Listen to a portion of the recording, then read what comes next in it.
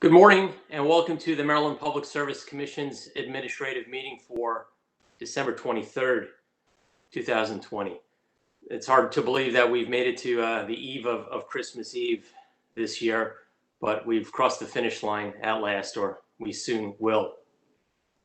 I'd just like to take a moment before I recognize my colleagues and reflect on all the accomplishments that the Commission, its staff, its regulated utilities, stakeholders, and work group members accomplished in this past year. The Commission transitioned to its remote operations back on March 17th, and since then, the work has only increased. The products have been delivered in a quality fashion on time. At one point, this agency was processing 4 simultaneous rate cases, including our first ever multi-year rate plan, which I would say is a historic order that we issued last Wednesday. Another big highlight of this year was the approval of a framework for performance-based rate making.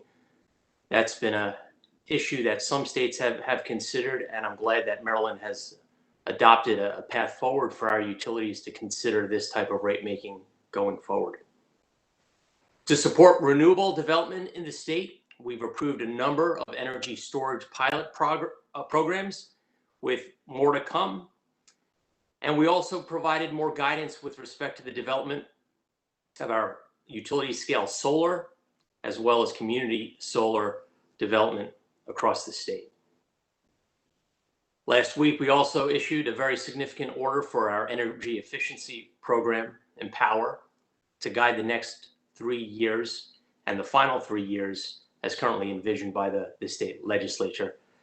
It has been widely recognized as one of the most productive and influential EE programs in the United States. And I was glad to see that it was recognized last week by AEEE on their scorecard as the 6th best energy efficiency program in the country. We moved in the past year from the 7th spot to number 6 in 2020. And it's not hard to forget that this is all against the backdrop of operating remotely in a pandemic for most of this year. In that time, we've taken steps to protect both the public interest, customers, as well as utility interests. And I'm proud that this commission acted quickly back in April to provide regulatory asset treatment to our utilities, experiencing quite a dramatic change in their operations, as well as the suite of protections that we issued in our docket PC 53, which is our ongoing COVID docket.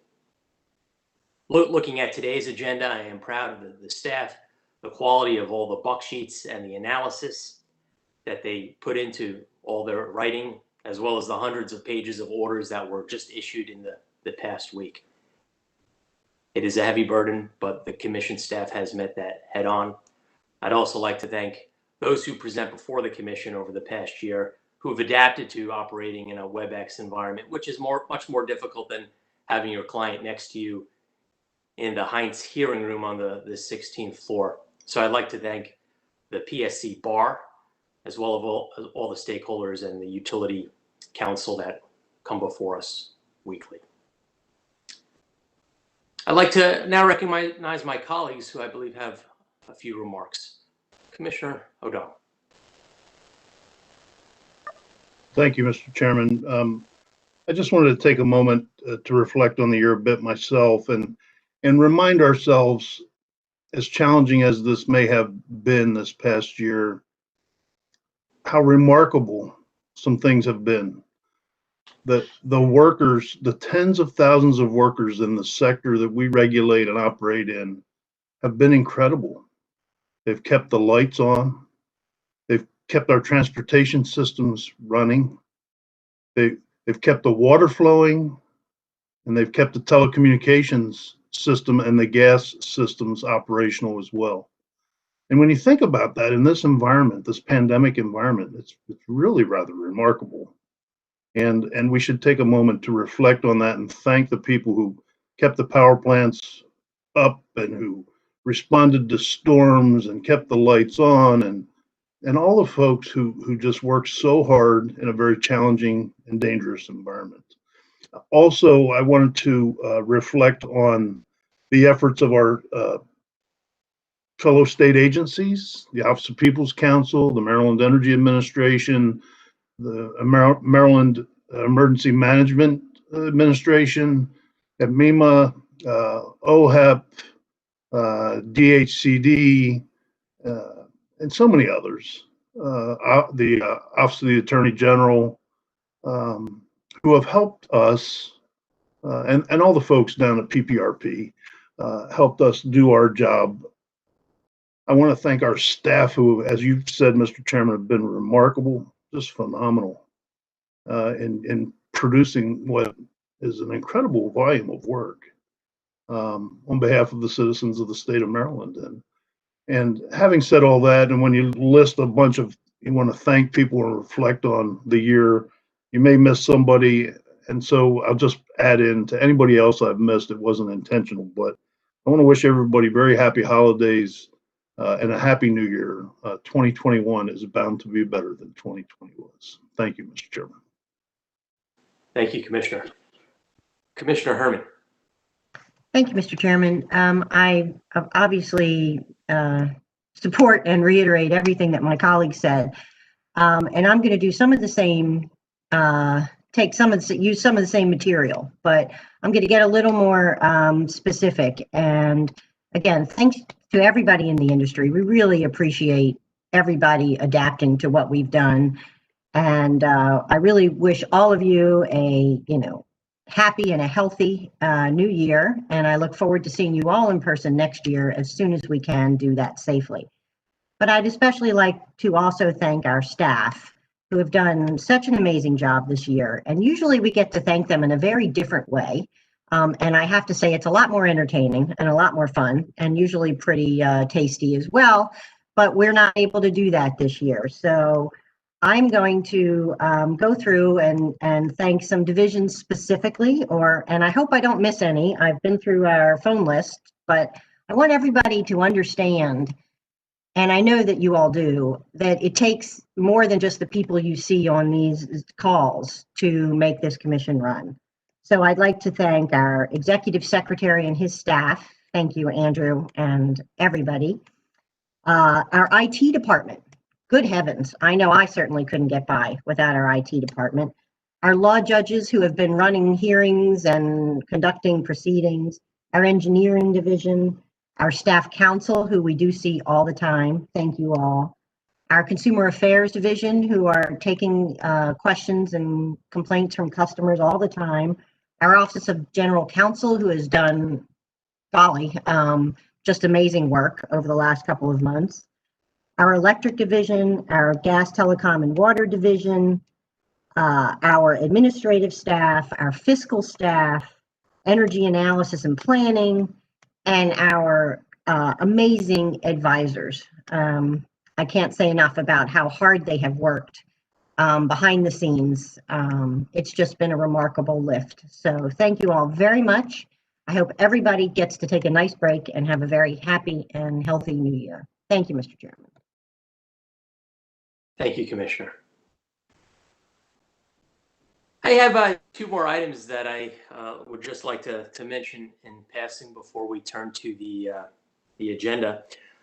The first, I mentioned all of our progress with respect to energy efficiency, solar, and storage. I neglected to mention offshore wind.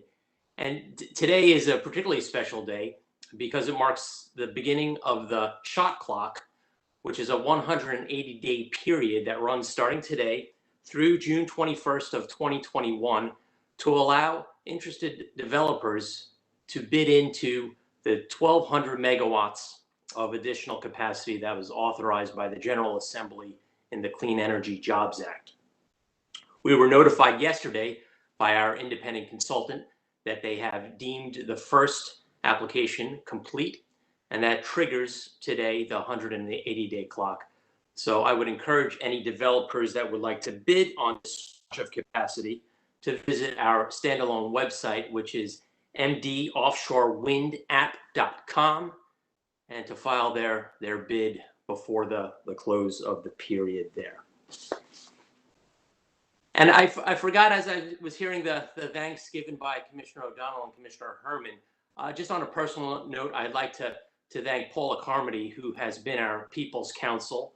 She's worked in OPC for the past 14 years, tirelessly and zealously representing the interests of residential ratepayers in Maryland.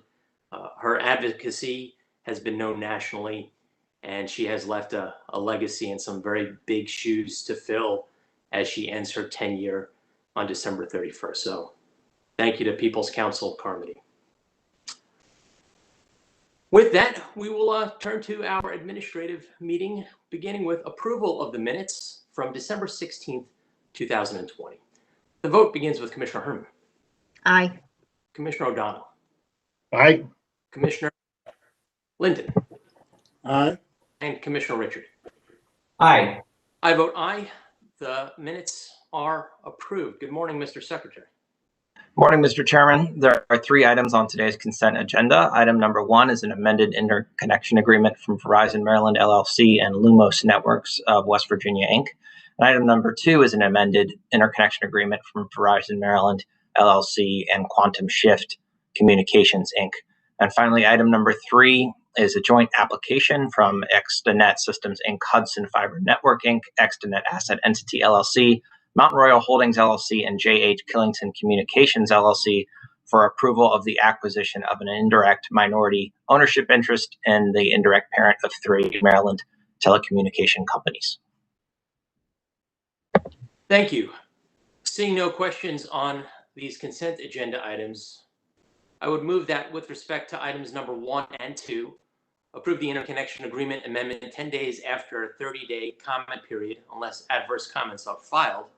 And with respect to item number 3, that we note the acquisition by J.H. Killington Communications LLC of an indirect minority ownership interest in Extenet Systems Incorporated, Hudson Fiber Network Incorporated, and Extenet Asset Entity LLC. The vote begins with Commissioner Herman. Aye. Commissioner Linden. Commissioner O'Donnell. Aye. And Commissioner Richard. Aye. I vote aye. Those motions are approved. Mr. Secretary, the administrative agenda.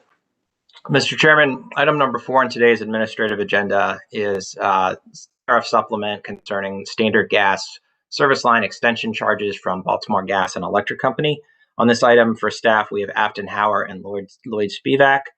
For the company, Bev Sikora and John Frayne. And for Office of People's Counsel, Patrick O'Laughlin. Thank you. Good morning, Ms. Hauer. Good morning, Mr. Chairman and Commissioners. Afton Hauer on behalf of staff.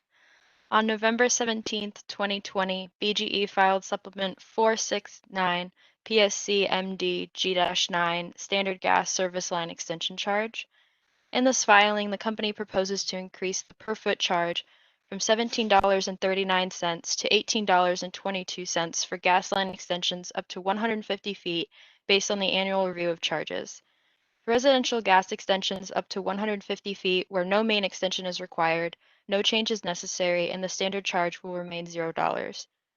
The charge is calculated by 1. Averaging the per foot cost across contractors, 2. Averaging the last 5 years, and 3. Multiplying the resulting number by 1 plus the tax percent to arrive at the tariff rate. Staff has reviewed and verified the company's calculation. The company is increasing the additional per foot charge for extensions greater than 150 feet due to setting a new 5-year average of contractor standard unit bid prices.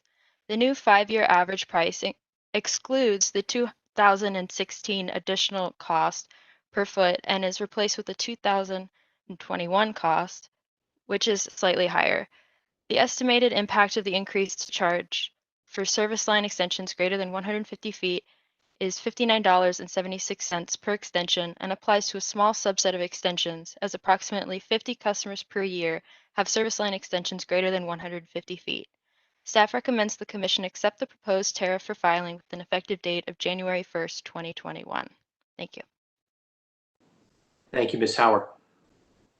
I'll turn to the company at this time, Baltimore Gas Electric. Good morning, Ms. Sikora. Good morning, Chairman Stanek and Commissioners. Beverly Sikora on behalf of BGE. I also have John Frayne with me today. The company has no additional comments, but we would like to again wish everyone a very happy holidays and a happy new year, and thank everyone for all the hard work and great success that we've had this past year despite all the difficult challenges we faced. So, but we're available for any questions you may have. Thank you, Ms. Sikora. We can't see the full extent of your headdress. We got the Santa hat going and we got the pigtails. Okay. I thought I could be festive on a Zoom call. That is encouraged. Thank you. Do commissioners have questions? Seeing none, I move that we accept the tariff provisions for filing with an effective date of January 1st, 2021. The vote begins with Commissioner Herman. Aye. Commissioner Linton. Commissioner O'Donnell. Aye. And Commissioner Richard. I vote aye. The motion is approved. Mr. Chairman, items 5 through 10 all concern Empower Maryland. I'll be calling items 6 and 7 and 9 and 10 together, but the rest individually. On item number 5, it's revised tariff pages for the Empower Maryland charge and demand response charges from Southern Maryland Electric Cooperative, Inc. for calendar year 2021. And on this item for staff, we have Paige Shaw, Dan Hurley, Ben Baker. For the company, Eugene Bradford, Mark McDougall, and Jeff Shaw, and also for OPC, Philip Sheehan. Good morning, Ms. Shaw. Or Mr. Hurley. Yes. Good morning, Mr. Chairman, Commissioners. Actually, I'm going to do an overview of all the items on today's agenda for the Empower surcharges, if that's okay. Oh, that would be very helpful. Thank you. So items 5 through 10 represent filings from the Southern Maryland Electric Cooperative, Baltimore Gas and Electric Company, the Potomac Edison Company, Delmarva Power and Light Company, and Potomac Electric Company's proposed updates to their Empower Maryland surcharges for 2021. Staff has reviewed the filings and notes that the proposed costs in 2021 are very similar to the cost proposed in the company's 2021 to 2023 Empower Maryland program filings. As noted in our written comments, staff recommends the Commission accept for filing the proposed surcharges with the effective date stated in the tariffs. Staff had also cautioned that these surcharges may need to be updated to reflect the directives in the order transitioning the Empower programs to the 2021 to 2023 program cycle. So since we're still in 2020, we do have a couple of additions or potential changes that might need to be reflected early in next year. The Commission issued order number 89669, November 25th, 2020. The order was reflecting the semi-annual report for Q1, Q2 of 2020, and it directed the Empower utilities to file a comparison of their two-step method for reconciling the Empower surcharge to the current methodology that currently exists. Those were filed on December 11th, 2020. Unfortunately, it was a little too late for us to include them in our written comments, but we can discuss. We are available to discuss those filings with you today. And of course, finally, on Friday, the Commission issued order number 89679, which did transition the Empower programs to the 2021 to 2023 program cycle. The big effect on the surcharge, of course, there is the Commission directed that the behavioral program costs and utility administrative costs are going to be expensed and no longer amortized over 5 years, which could have effect on the surcharges moving forward. For example, the current tariffs in front of you and the filings from December 11th are all reflective of how we did the surcharge in the past. So everything was recovered over 5 years, including the behavioral and the utility administrative costs. So we did some quick analysis, and we kind of determined that, based on so let me take a step back. So as you recall, the two-step method for reconciling was to take kind of over collections and maintain the current surcharge level with some of the money, and if there was any additional money, that would offset the unamortized balance in the Empower program costs. So the Commission wanted the utilities to demonstrate the differences between that two-step method and the current method. So that happened on December 11th. Really, the only utility that really had a fairly large enough balance for that would have been BGE. So they would have, instead of having their instead of the current rate they're proposing in the tariff of 0.0049, it would go up to 0.00449. However, given the directive in the order 89679 that we're going to expense the behavior program costs and the utility administrative costs, those changes could effectively eat up all the excess costs that could have been applied to potentially been applied to the unamortized balances. So I think so basically we're recommending the commission accept the tariffs for filing, but we're going to have to look. We're going to have to look at an update to the surcharges based on the directives in order number 89679.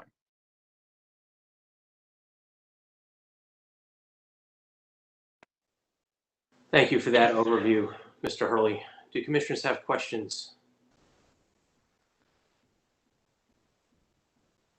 Thank you, Mr. Hurley. Where do we go from here? To the individual items?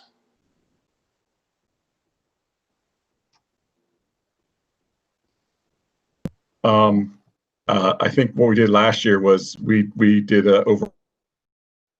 and the commission did a full motion with for each of the utilities in one shot. But if it's going to be separate this year, that's fine too. Thank you. It was confusion on my end. So let me ask the commissioners if they have questions on any of these items, numbers 5 through 10. Commissioner Herman. Yeah, thank you, Mr. Chairman. Mr. Hurley, so what you're saying is the only company that had a large, I'll call it imbalance, was BGE, but in your view, it's likely that a lot of that imbalance, if not all of it, will be used because of the change in the amortization. Is that correct? That's correct. Okay. And Mr. Frayne, do you agree with that? I think you're here. Yeah. Good morning, Commissioner Herman. Yes, I do believe that that we will have to rerun the analysis that we filed on December 11th, and I do agree that the analysis will, produce different results, and that at least some of the imbalance that we could have under this alternative methodology been able to apply to the unrecovered balance will be eaten up by the increase in the surcharge as a result of amortizing over 1 year the behavioral and the utility administration costs. Okay, because I'm interested in where we might land after that, but I think at this point, because we don't know yet, I think that most of my questions will probably, if I have any remaining questions about any excess, the use of any I guess I'll call it excess. I will have to wait until we have an answer. So I did have some questions, but I think I'm going to hold off until the next round of filings, Mr. Chairman. Mr. Hurley, do we expect the utilities to all file new proposed tariff sheets in the first quarter of 2021? That is our expectation. We have not met to discuss this with the utilities yet, but given that they have received the order, they could probably start working on their updated surcharge filings, and maybe we could have something by the end of January with a possible effective for March filing for effective dates for March for the implementation of the new surcharge.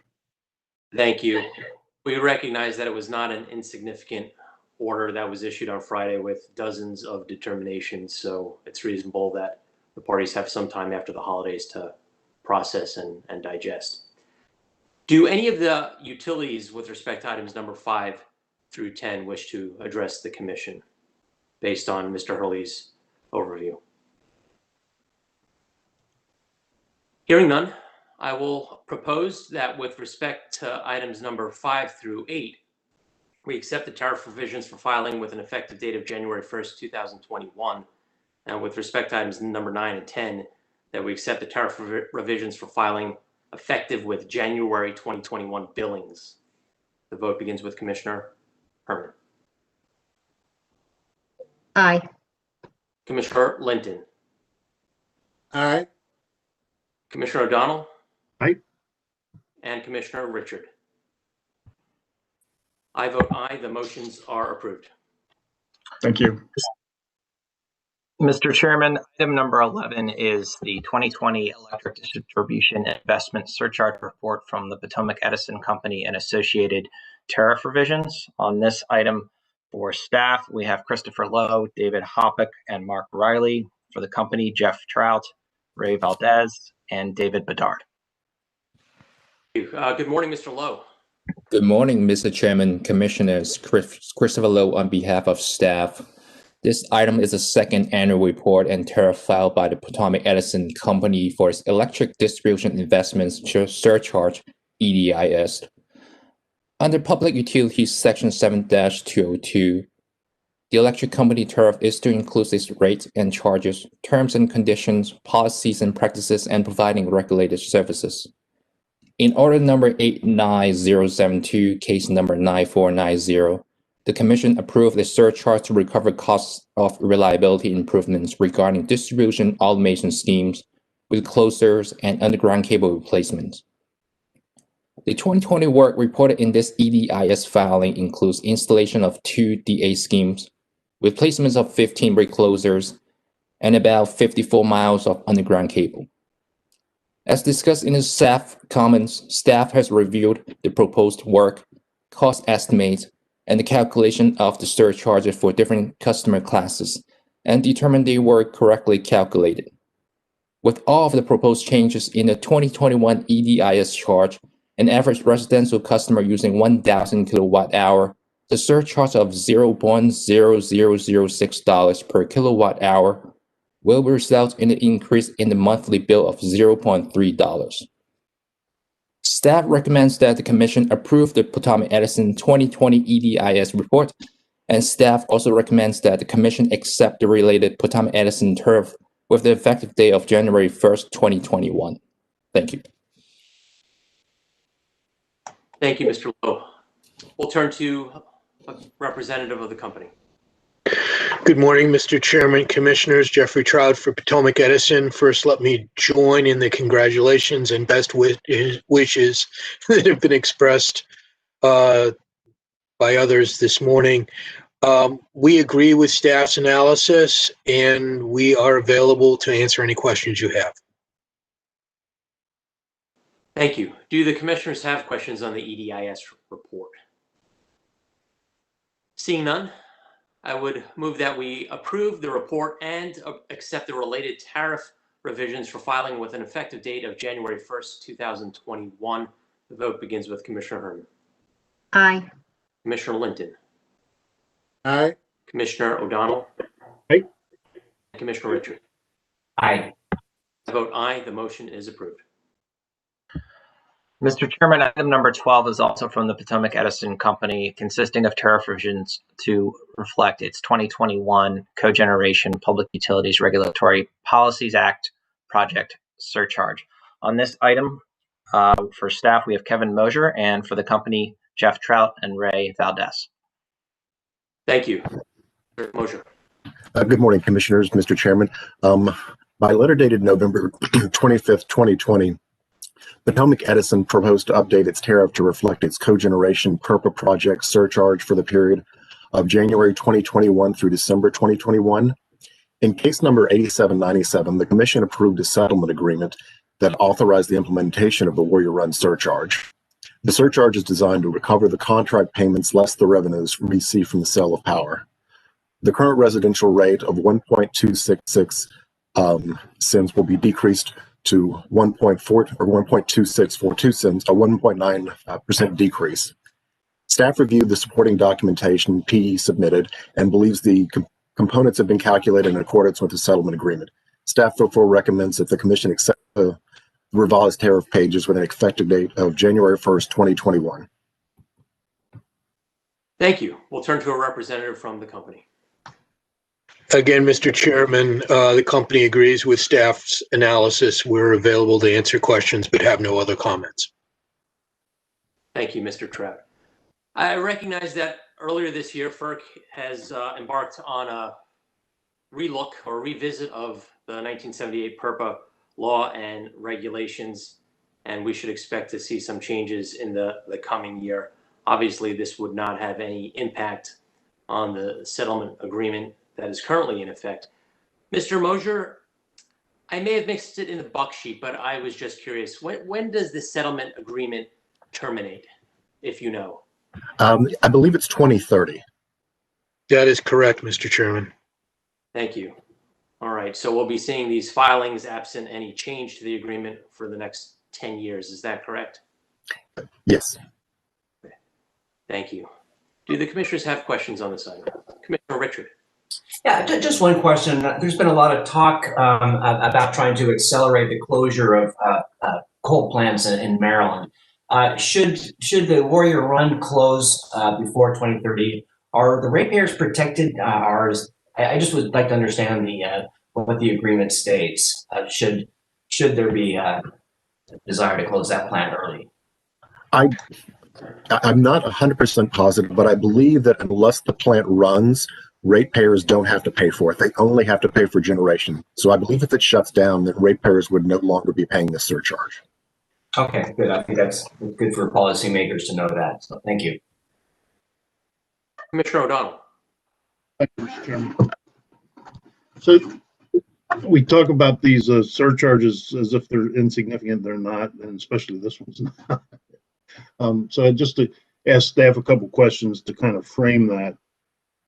If I read the buck sheet correctly, this surcharge is about $6 to maybe $6.5, maybe about $6 million a month on average to the ratepayers. Is that right? I believe that's about correct. And so far over the life of the settlement agreement, it's collected in surcharges about $1,145,000,000 approximately. $1,145,000,000. Is that right? I believe that's correct. It's certainly in that ballpark. So it's a lot of money that the ratepayers of Potomac Edison pay, and it's not insignificant. And I just wanted to kind of frame that, Mr. Chairman, because this has been a thorn in the side of many people for many years, and there's not much we can do about it because of the settlement agreement under PURPA. Commissioner, when I saw that number, I had to take a look at the number of commas and periods involved, and it's not often we see a surcharge that exceeds $1 billion for customers in the western part of our state, but it is significant and will continue to be. Thank you. At this point, I will call a motion on the item that we accept the tariff revisions for filing with an effective date of January 1st, 2021. The vote begins with Commissioner Herman. Aye. Commissioner Linton. Aye. Commissioner O'Donnell. Aye. And Commissioner Richard. I vote aye. The motion is approved. Mr. Chairman, item number 13 is a request from Common Energy LLC to qualify the ARC of Washington County's 45 facilities as low or moderate income subscribers under the Community Solar Pilot Program. On this item for staff, we have Annette Garofalo, and for Common Energy, Malcolm Bliss. Good morning, Mr. Garofalo. Good morning, Mr. Chairman, Commissioners. Annette Garofalo on behalf of Commission staff. As the Executive Secretary said, Common Energy, acting on behalf of the ARC of Washington County, is requesting low-income subscriber qualification for the ARC's 45 facilities located in Washington County, Maryland. The ARC provides housing for persons with a combination of cognitive and physical disabilities and chronic health issues. ARC is registered as a long-term support and services provider with the Maryland Department of Health and Developmental Disabilities Administration. Presented with ARC's application is a list of 45 addresses in the Potomac Edison Company's service territory. Together, these facilities will use an estimated 814 kilowatts of community solar in PE's service territory.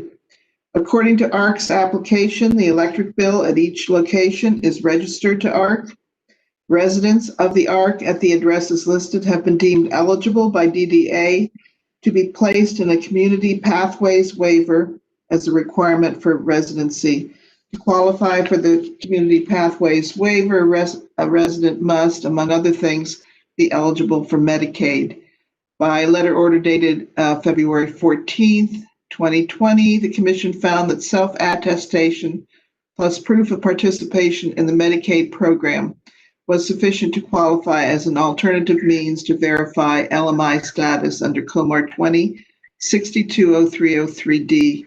Staff recommends the Commission find that residents of the ARC's facilities as listed in the instant application qualify for LMI subscribers in the Community Solar Pilot Program under the alternative means established by the Commission in its letter order dated February 14th, 2020.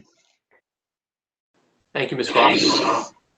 We'll now hear from the representative from Common Energy. Good morning. Thank you. Common Energy agrees with the staff analysis and recommendations. No further comments to add. Thank you for your consideration. Thank you, Mr. Bliss. Do commissioners have questions regarding this item? Seeing none, I would move that we find that the residents of the ARC of Washington County's facilities as listed in the instant application qualify as low or moderate income subscribers under the Community Solar Pilot Program. Vote begins with Commissioner Herman. Aye. Commissioner Linton. Aye. Commissioner O'Donnell. Aye. And Commissioner Richard. Aye. I vote aye. The motion is approved. Before we conclude today, I'd just like to note we will not be having an administrative meeting next week. Our next meeting will occur on January 6th, 2021. And I do wish everybody a safe and happy holiday and a happy new year. With that, today's meeting is adjourned. See you all next year. 2020.